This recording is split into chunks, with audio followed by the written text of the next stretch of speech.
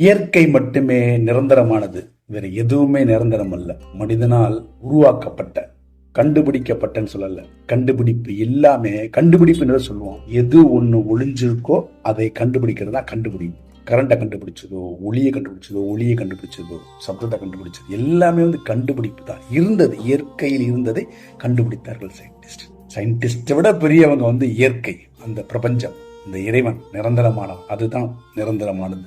கண்டுபிடிப்பு வேற, உருவாக்குனது. மனிதனால் உருவாக்கப்பட்டது எதுவுமே நிரந்தரம் கிடையாது. முக்கியமானது பணம், நிரந்தரமே கிடையாது, மாறிக்கிட்டே இருக்கு. பணம் மனிதனால் உருவாக்க, அதே மாதிரிதான் மதம் மனிதனால் உருவாக்கப்பட்ட ஒன்று, நிரந்தரம் இல்லாது. அதுக்கு வரலாறே கிடையாது. என்ன பெரிய வரலாறு? நான் இந்துவா? முதல்ல இந்துவே கிடையாது. எனக்கு இந்துன்னு பேர் கொடுத்தது ஆங்கிலேயர்.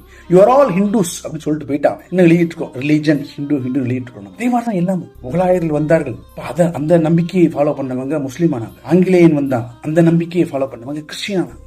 இப்ப மதம் என்றது நிரந்தரம் பெற்றது, நிலையற்றது, மாறிக்கிட்டே இருக்கும். இன்னைக்கு கிறிஸ்டினோ முஸ்லீமோ இண்டோ இருக்கும், முஸ்லீமா இருக்கும், வேற ஒரு மதம் நடக்கும். ஒருத்தர் வந்துருக்கிறார், ஒரு சிலையை வச்சு இதுதான் ஆதி பகவான் அப்படின்னு சொல்லிட்டு, அங்கேயும் ஒரு ஊரா சிவன் கோயில் இருக்கு. ஆனா சிவராத்திரி அன்னைக்கு அங்க 1 லட்சம் பேர் அங்க போறாங்க, காசு கொடுத்து போய் பார்த்துட்டு வர்றாங்க. அங்க போய் நம்பிக்கை, அந்த நம்பிக்கையை நான் குறை சொல்ல முடியாது. நான் ஹிந்துவே அல்ல. திருக்குறள்ல திருவள்ளுவர் ஹிந்துன்ற வார்த்தையோ யூஸ் பண்ணவே இல்லை. இறைவன்ற ஒரு வார்த்தையை தவிர பெருமாள், சிவன், லட்சுமி, பார்வதி, இது எந்த வார்த்தையும், பிள்ளையார், முருகன் எதையுமே யூஸ் பண்ணல. இறைவன்ற வார்த்தையை மட்டும் தான் யூஸ் பண்றாரு. நீ கடவுள் வார்த்தை எடுத்து படிச்சு பாருங்க, எந்த குரலா இருந்துச்சு, ஆதி பகவான் அல்லது இறைவன். நான் மூத்த கூடி, தமிழ் கூடி, அவ்வளவுதான். இந்துன்னு எனக்கு பேரை கொடுத்துட்டாங்க. ஆனா யார் நம்பிக்கையும் குறை சொல்ல முடியாது. நம்ம ஒரு மனிதன் வாழ்நாள் முழுக்க அவனுக்கு ஒரு விஷயம், ஒரு நம்பிக்கை ஆறுதல் கொடுக்குது, நிம்மதியை கொடுக்குது, மன அமைதி ஃபாலோ பண்ணிட்டு போறான், நிம்மதியா இருந்துட்டு போறான். இது என்ன தப்பு? வரலாறே கிடையாது மதத்துக்கு.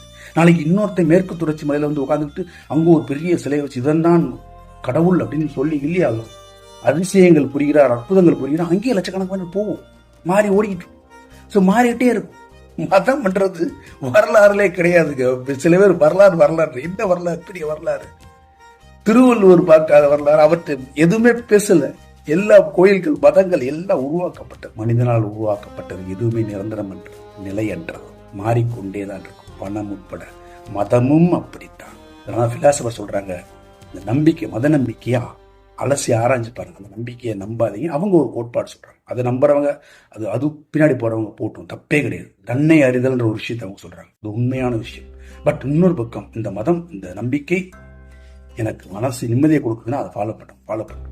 வரலாறு இல்லாத மதத்தை, அதுக்கு வரலாறு இருக்கு, நம்மளே ஒரு பொய்யான ஒரு கற்பிதம் உண்டு பண்ணக்கூடாது.